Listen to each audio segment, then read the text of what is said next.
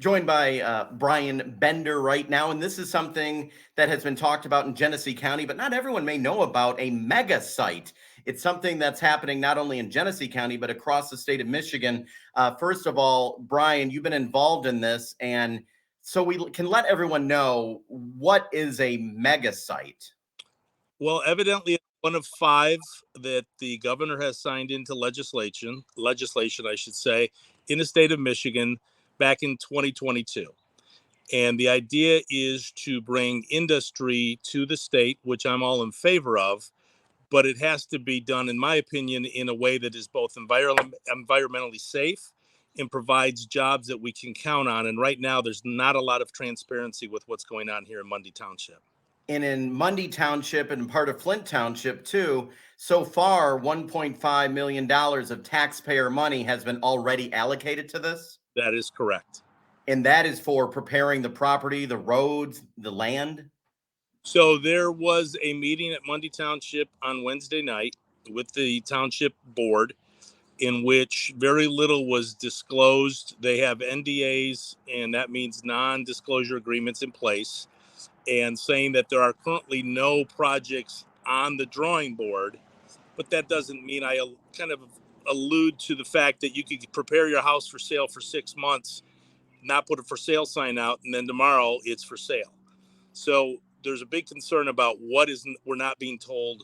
It's not only in Genesee County, Dave, it's going to affect the entire state of Michigan. Yeah. Are there some, as I say, rumors, but semiconductor, or we don't know officially, but do we know maybe what could be going there? The township board has said in print and in video interviews that a semiconductor plant is in the works or has been one of the interested parties. We are trying to stay with facts and things that we know.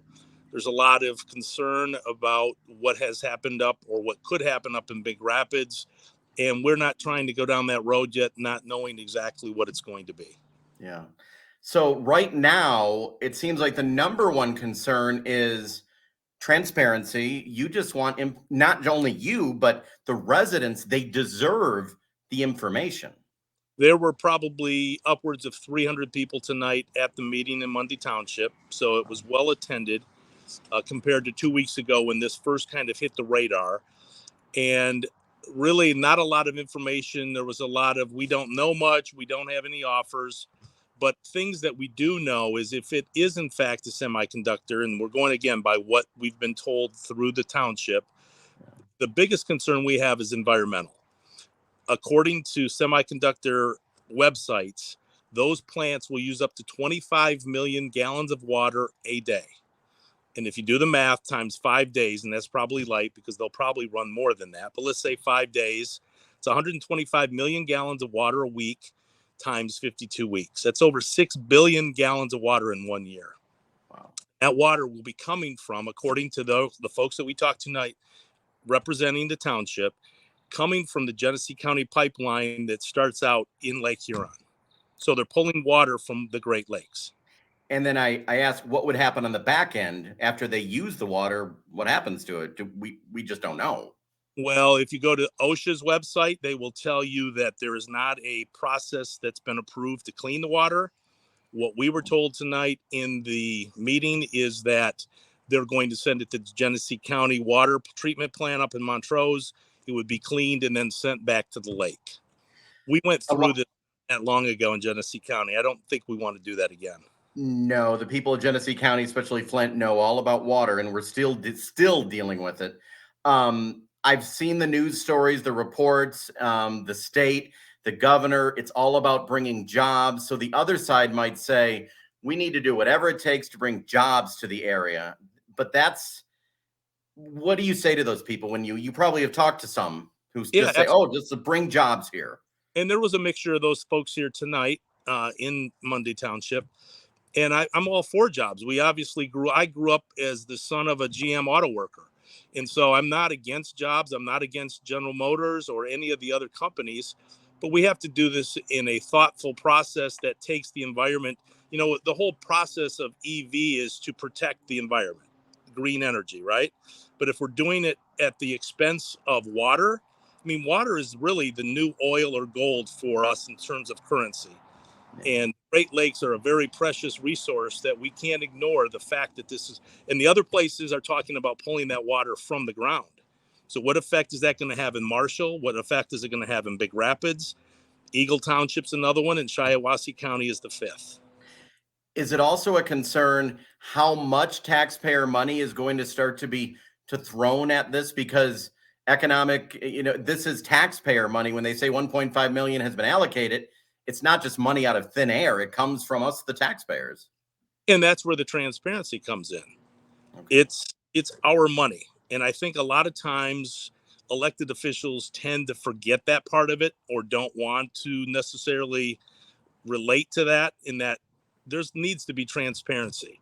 Whether it's not a fun discussion to have, let us know what's going on as taxpayers so that we can plan accordingly. I mean, there's a lot of houses that are in that mega site area. I grew up in that area.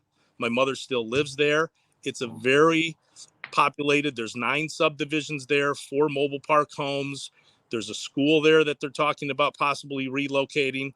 There's a lot of people that are going to be affected by this, and that's just in the immediate area. Think about the water aspect of the Great Lakes. Yeah, and the state of Michigan itself has a major role in this right now. It's not just all private business. The state, they're a major player. Yeah, and there were some folks I was not part of them tonight. I was on my way to the meeting, but there were some folks that were picketing outside the township halls, and the township supervisor told me to my face, you shouldn't be picketing here. You should go to Lansing and go to the Mott Foundation, because that's where this has all started. So what's the next step? If people are concerned, what should they do? Just call their lawmaker, call the local government officials, just continue to ask for information? Yeah, step one is to contact your local representatives. Call the township. You're probably going to get the same song and dance. I called it a dog and pony show tonight. Yeah. And I'm trying to be respectful but they're not giving us much back in terms of information. Try to get the information as much as you can, and be aware of the story to begin with. Awareness is really number one. And because I think a lot of people this is not on their radar in terms of happening right here in the backyard. And I know this is a journalist, and you don't see it a lot today in the media, but critical thinking, take a step back from the headlines or from the talking points, and just talk deep. Think about it. Go beyond the headlines, because sometimes news releases from the state or the government or business, they try to gloss over things. So be a critical thinker. And exactly, what is this really going to be in terms of jobs? So semiconductor plants tend to be lower amount of jobs in there because of the dust. Plants and chip plants, I should say, have to be very cautious with dust. And there's not a lot of people. There's another concern: how many of these jobs are going to be automated? The other aspect that nobody's really talked about is the weight of the batteries. If they put these batteries in this mega site, where are they going to be used? And how do you transport them from that site? Is it going to Lake Orion? Is it going someplace else? The weight of those batteries is extremely heavy. And nobody really talks about the weight of EV cars. I'm not against EV cars at all, but we have to do it in a thoughtful process that allows us to look long-term and have that discussion without just shoving it down everybody's throat. So lots of issues, and even some people who think taxpayer money should not be going to something like this. So there's several issues, lots of issues with this. Yeah, and there's the thought of, if it's private industry, let private industry pay the bill. And what's happening right now is the state is paying all of the kind of the ramp up here to get this property ready, and they evidently own, what we were told tonight is they own options on over 900 acres in Mundy Township. So that tomorrow, if Dave Bondy Incorporated comes in and wants to buy it, they would sell it to you for whatever purpose that, of course, they want to be online with it, but they would sell that because they have the option to buy it. Wow. Well, we're going to stick with the information we have now. I appreciate you taking the time and explaining what we know, and hopefully you'll be able to keep us updated. Yeah, absolutely. It's something that we're going to follow for the next several months. And again, we're not necessarily against progress. It just has to be done. The question that came up a lot tonight in the meeting was, In the city of Flint, we have a lot of property that General Motors already owns and has been deemed industrial. Why not reuse some of that property? And I understand, I think there's probably some questions about what's below the surface in terms of chemicals or whatever else might be below the surface. But if the state's behind this, there's also the opportunity for them to give a waiver for that property and use it and not have lawsuits come with it.